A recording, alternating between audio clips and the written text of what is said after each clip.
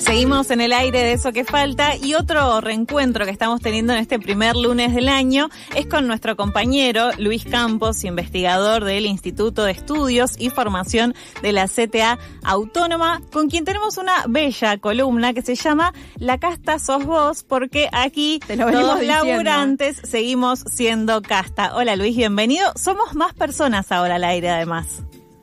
Hola Maylu, sí, se escucha por ahí hermoso, ya en algún momento nos va a encontrar alrededor de la misma mesa, brindando por la casta. Por acá May, Luis, ¿cómo estás? Soy yo. ¿Qué haces, May? Bien, ¿vos? Bien. Qué lindo escucharte. Bueno, decíamos un poco que nos pasó recién con los compañeros de Fuerte al Medio, hacer un poco un F5, ¿no? De qué pasó entre diciembre, que dejamos de hacer programa, y el día de hoy que estamos volviendo, con el intermedio de haberse votado afirmativamente la ley de reforma laboral, ley de la cual hablamos con Luis a troche y moche durante el último trimestre, diría, del año pasado, pero que, bueno, ahora tenemos ya la confirmación de la existencia de esta ley sancionada y bueno, ¿qué va a pasar con ello el resto del año? Prometo no hablar de nuevo del contenido de la ley, ya hablamos como 25 veces. Yo creo que nunca es suficiente igual la información. De todas maneras, hay algunas perlitas que dejó el tratamiento del proyecto, sobre todo en el Senado, porque no tanto el ruido que se generó a partir de las licencias y esta idea de pagarte menos de salario si te lastimaste un tobillo jugando al fútbol o si tuviste un accidente en la calle llevando a tu hijo a la escuela. Eso fue más fue más ruido. Pero sí hubo alguna discusión o alguna negociación, les diría, por debajo de la mesa, porque del proyecto original que había dictaminado el Senado, la versión que finalmente se aprobó en el Senado, que después aprobó diputados y que ya finalmente es ley, todavía no está publicada en el boletín oficial, pero es cuestión de días. Sí.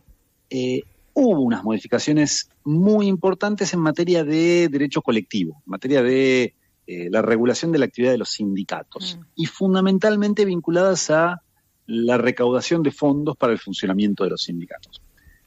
Fue posiblemente el único gran cambio que tuvo la ley desde el proyecto original, y que había sido dictaminado por la comisión en el Senado en diciembre, con lo que se terminó aprobando en el mes de febrero. Y estos cambios son muy importantes porque la versión original del proyecto prácticamente mandaba a la quiebra a muchísimas organizaciones sindicales, y eso terminó negociándose por abajo de la mesa. No es una negociación de la cual nadie se haga cargo de manera explícita, pero lo que quedó en el proyecto que finalmente se aprobó es que los sindicatos van a poder seguir incluyendo en los convenios colectivos de trabajo aportes obligatorios a cargo de los trabajadores no afiliados. Sí. Recordemos, esto había sido algo que se había plasmado en muchas notas en los diarios. Sí, que el propio casi como un festejo, había, ¿no? Incluso. O sea, festejando que eso no iba a suceder, claro. Y la otra cuestión que se modificó en el proyecto fue que los empleadores siguen estando obligados a ser agentes de retención de los aportes sindicales, de las cuotas, por ejemplo, que pagamos los trabajadores afiliados a nuestra organización sindical. Sí. Esto en la versión original del proyecto no estaba, ahora volvió a estar, y esto para las finanzas de las organizaciones sindicales es algo muy importante. Así que les diría, hubo ahí alguna negociación muy en condiciones de de mucha defensiva, insisto, negociación de la cual nadie se hace cargo, ni en la CGT ni en el gobierno, pero que evidentemente estuvo, porque si no, no se habría modificado eso en el proyecto. Hoy también la CGT había anunciado que, bueno, entraba a judicializar. Exacto. ¿Eso bueno, ya sucedió? Ahí, a ver, parte del F5 fueron las reacciones que tuvieron las distintas organizaciones obreras durante el verano. Recordemos, hubo una movilización durante el tratamiento en el Senado, luego un paro nacional, el paro nacional cuando se trató en el Senado, luego una movilización cuando se trató en diputados, y finalmente esta movilización de hoy para presentar un amparo por parte de la CGT, que en esta columna no vamos a evaluar las estrategias que adoptan las otras centrales sindicales, pero lo cierto es que por principio general, cuando vos recurrís a la presentación de una acción judicial, es porque estás en una condición de extrema debilidad. Lo que vos no podés conseguir por medio de la acción colectiva, ya sea de la huelga, ya sea de la movilización, ya sea de distintas formas de presión y negociación, y terminás recayendo en la presentación de una acción judicial, es porque la evaluación que estás haciendo de tu propia capacidad de fuerza es bastante débil. Claro, sería el último recurso. Sí, el último recurso que además le entrega el poder de resolver el conflicto a un tercero sobre el cual vos no tenés ningún tipo de incidencia, de incidencia. Claro, pero... A ver, ¿qué pasa? Si el juez mañana dice, no tienen razón. Listo. Bueno, listo, nos vamos a casa. Claro. Digo, es lo que te queda. A ver, cuando vos elegís la estrategia judicial, es porque ya fallaron todas las anteriores, y ahí me parece que hay una discusión abierta dentro del movimiento sindical, dentro de los trabajadores, donde una parte no menor, que incluye a muchos sindicatos afiliados a la CGT, sostuvieron que había que movilizar, que había que llevar adelante acciones colectivas más contundentes, no tanto pensando que eso iba a poder frenar el tratamiento de la reforma laboral, me parece que eso ya estaba más o menos decidido, pero sí son movilizaciones, son acciones que empiezan a sembrar una resistencia. Me parece que ese es el dato central del F5 en términos de, bueno, qué hizo cada central sindical, qué hizo cada sindicato. Luis, acá tengo un paréntesis que refiere a esto que decías, ¿no? Ir a la vía judicial es un poco lo que tendría que ser la última vía, ¿no? Como ya ha agotado la movilización en la calle o todas las posibilidades y herramientas que tiene de pleno o que tenía, no veremos ahora con la aplicación, un sindicato, pero pienso en la intervención judicial que se dio a partir del decreto 70 de 2023, donde efectivamente sí se había frenado ese capítulo laboral que ahora, reformulado con palabras más, palabras menos, es la reforma laboral. El tema es que se trataba de una situación muy distinta a la actual.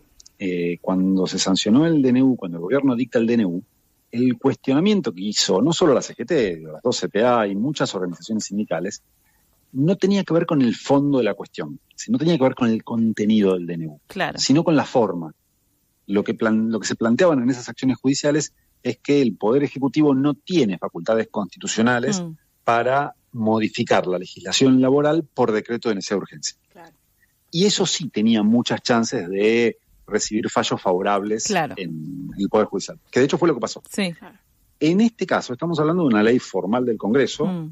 El Congreso sí tiene facultades para modificar la legislación laboral. Podemos meternos en el contenido y muchas de las normas que tiene esta ley son inconstitucionales y posiblemente vayan a ser declaradas inconstitucionales en juicios individuales o en juicios que planteen algunas organizaciones sindicales que sean afectadas en un caso concreto. Pero ahí sí se va a tener que discutir el fondo de la cuestión, no la forma, porque en este caso la forma no parece tener problemas. Y esto es algo que afecta mucho la viabilidad de una acción judicial que abarque la totalidad de la ley. Porque lo que vas a tener que discutir esa acción judicial es el contenido de la norma y no tanto la forma. A diferencia del DNU 70, que efectivamente sí, lo que se cuestionaba era la forma. Sí, está clarísimo que es otra la discusión a dar en la justicia, que lamentablemente igual ahora parece ser como, bueno, el último recurso que nos queda para ver si a partir de esto, de determinar la inconstitucionalidad de algunos artículos, podemos decir, bueno, ganamos en este artículo o en este otro. Yo no hablaría tanto del último recurso. Me parece que a partir de las movilizaciones y del paro general se abre un espacio de resistencia que se va a desarrollar a lo largo del tiempo y que seguramente tenga distintos momentos, distintas acciones, que va a depender mucho de cuál sea la legitimidad social que tenga esta reforma, y eso lo vamos a ver solo en el tiempo. Me parece que la apuesta del gobierno es a generar mejoras sustanciales en el mercado laboral, y hay un poco de asociar esta reforma laboral con una instancia de remover los obstáculos que impedían que se crearan puestos de trabajo y que se formalizaran los puestos de trabajo que hoy están en situación informal. Sí. Y hay una expectativa de cierta parte de los trabajadores y las trabajadoras de que ello vaya a ser así. Si efectivamente con el transcurso del tiempo lo que vemos es que la economía de nuestro país no crea empleo formal, no regulariza puestos de trabajo que hoy están en situación de informalidad, es posible que la legitimidad social de esta reforma laboral empiece a perforarse. Y en ese caso, lo que estemos haciendo las organizaciones sindicales, los trabajadores y las trabajadoras hoy, es decir, este cuestionamiento que se plantea no tanto en la sede judicial, sino en las calles, a través de reclamos, a través de acción colectiva, me parece que eso va a ir preparando una resistencia que, si efectivamente los resultados de esta reforma laboral no son beneficiosos para los trabajadores y las trabajadoras, bueno, posiblemente tenga algún punto de potencia o alguna capacidad de cuestionar el conjunto de la ley en otro contexto político. Sí, siempre es esperanzador hablar con vos, Luis, eso es lo primero que voy a decirte, ya lo sabés, hace mucho que nos encontramos en este espacio etéreo, si se quiere. No, y por otro lado, lo que pienso es que en este sentido volver al punto inicial de la conversación del día de hoy, y es la importancia de recordar qué es lo que se votó, seguir hablando y seguir difundiendo cuáles son esos artículos que entendemos como los más graves dentro de una normativa que entendemos regresiva en su totalidad. Estas pequeñas militancias que tenemos que seguir haciendo al aire, en los espacios de trabajo, con amigos, con familiares, contando cuál es el alcance real de esta normativa y cómo nos va a afectar y que efectivamente no va a haber un beneficio para los y las laburantes. Primera cuestión, sistema de seguridad social. Esta es una ley que desfinancia el sistema de seguridad social, le quita muchos recursos y esto posiblemente ponga en crisis el funcionamiento del ANSES, que paga jubilaciones, pensiones, asignaciones familiares. Más temprano que tarde vamos a empezar a hablar de la reducción de las prestaciones que brinda el ANSES. Sí. Esto ya se empezó a instalar. Por ejemplo, en el caso de las jubilaciones y pensiones, ya el gobierno dejó trascender que quiere ir a una reforma previsional que aumente la edad jubilatoria hasta los 70 años. Ya intentó desenganchar la asignación universal por hijo de la actualización automática por inflación. Esto, recordemos, fue rechazado en el Congreso cuando se discutió el presupuesto, pero más temprano que tarde el Gobierno Nacional va a volver sobre este punto. La idea en este caso no es tanto recortar la asignación universal por hijo en términos nominales, pero dejar de actualizarla, con lo cual se va licuando por el aumento de los precios. ¿Y por qué digo que esto es una consecuencia de la reforma laboral? Porque la reforma le quita fondos al ANSES a través de la creación del Fondo de Asistencia Laboral, este fondo que va a pagar las indemnizaciones por despido, y esos fondos que pierde el ANSES de algún lado los va a tener que recuperar. Claro.